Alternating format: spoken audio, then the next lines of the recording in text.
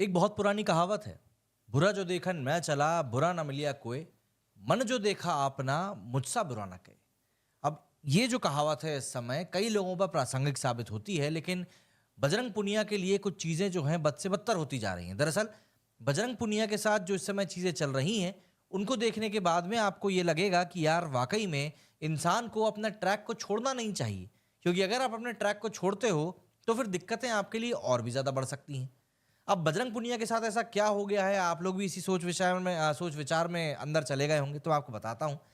दरअसल बजरंग पुनिया जो कि पहलवानी करते हैं, उनके ऊपर 4 साल का बैन लगा है। एंटी डोपिंग टेस्ट के लिए सैंपल देने से उन्होंने इनकार कर दिया था। अब देखिए, इसी को हमारे यहाँ पर देसी भाषा में चोर की दाढ़ी में तिनका भी कहा जाता है। भाई अगर कोई दिक्कत ना होती तो सैंपल देने में क्या समस्या थी। दरअसल भारत के स्टार रेसलर बजरंग पुनिया, नाडा मतलब कि नेशनल एंटी डोपिंग एजेंसी ने उनके ऊपर सख्त एक्शन लिया है। नाडा ने उनके ऊपर 4 साल का बैन लगाया है और बैन की वजह एंटी डोपिंग कोड का उल्लंघन है। ऐसे में माना जा रहा है कि उनका बतौर खिलाड़ी अब करियर खत्म हो चुका है, क्योंकि वो इस दौरान कोचिंग भी नहीं दे पाएंगे। ऑब्वियस सी बात है, वो नेता नगरी में जा चुके हैं, उनको इस सब चीज़ों की जरूरत वैसे भी नहीं है।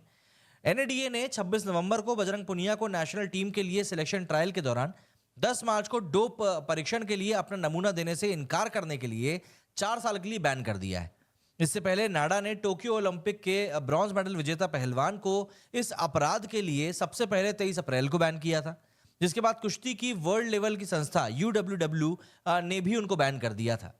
बजरंग ने इस बैन के खिलाफ अपील करी थी और नाडा के इनडिसिप्लिन डोपिंग पैनल ने 31 मई को नाडा द्वारा आरोप का नोटिस जारी किए जाने तक इसे रद्द कर दिया था। नाडा ने इसके बाद 23 जून को पहलवान को नोटिस भी दिया था।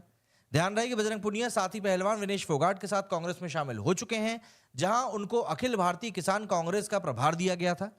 11 जुलाई को लिखित रूप से आरोप को उन्होंने चुनौती दी थी और इसके बाद 20 सितंबर और 4 अक्टूबर को इसके ऊपर सुनवाई हुई थी। बजरंग पुनिया को लेकर एडीडीपी ने अपने आदेश में कहा है कि पैनल का मानना है कि एथलीट अनुच्छेद 10.3.1 के तहत प्रतिबंधों के लिए उत्तरदायी है और 4 साल की अवधि के लिए अयोग्य घोषित किए जाते हैं। इस बैन का मतलब सीधे तौर पर यही है कि बजरंग किसी भी कॉम्पिटिटिव कुश्ती में वापसी नहीं कर पाएंगे और अगर वो चाहें तो विदेश में कोचिंग की नौकरी के लिए आवेदन भी नहीं कर पाएंगे। पैनल ने बताया कि बजरंग पर करीब 4 साल का बैन 23/4/2024 से लागू हो चुका है, मतलब 23 अप्रैल से ये बैन लागू भी हो चुका है। बजरंग ने शुरू से ही कहा था कि पूर्व डब्ल्यूएफआई अध्यक्ष ब्रजभूषण शरण सिंह के खिलाफ विरोध प्रदर्शन में शामिल होने के कारण डोपिंग कंट्रोल के संबंध में उनके साथ बहुत गलत व्यवहार किया जा रहा है। बजरंग ने यह भी कहा था कि उन्होंने कभी भी नमूना देने से इनकार नहीं किया, बल्कि केवल अपने ईमेल पर नाडा के रिएक्शन जानने की मांग करी थी, जिसमें उन्होंने जवाब मांगा था कि दिसंबर 2023 में उनके नमूने लेने के लिए एक्सपायर किट क्यों भेजी गई।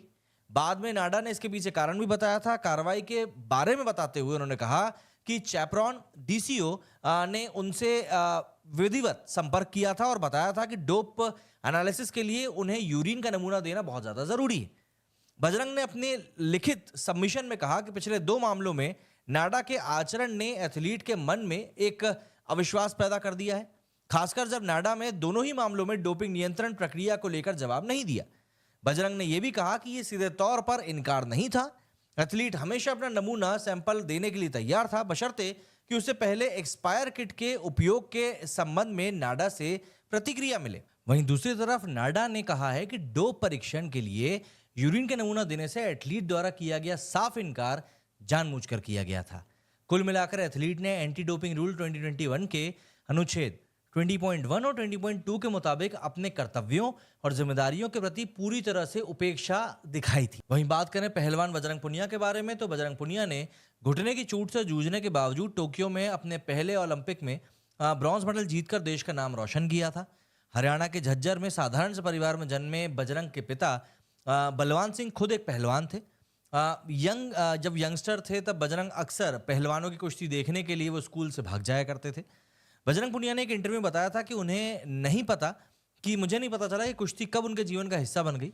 इस भारतीय पहलवान ने स्थानीय अखाड़े में 14 साल की उम्र में ही ट्रेनिंग लेना भी शुरू करी थी और जल्द ही उन्हें साथी ओलंपिक पदक विजेता योगेश्वर दत्त से मिलवाया गया।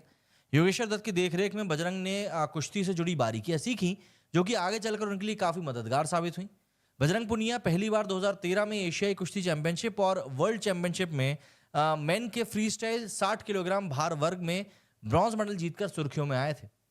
बंदे में टैलेंट तो है, लेकिन अब ऐसा लगता है करियर खत्म हो चुका है।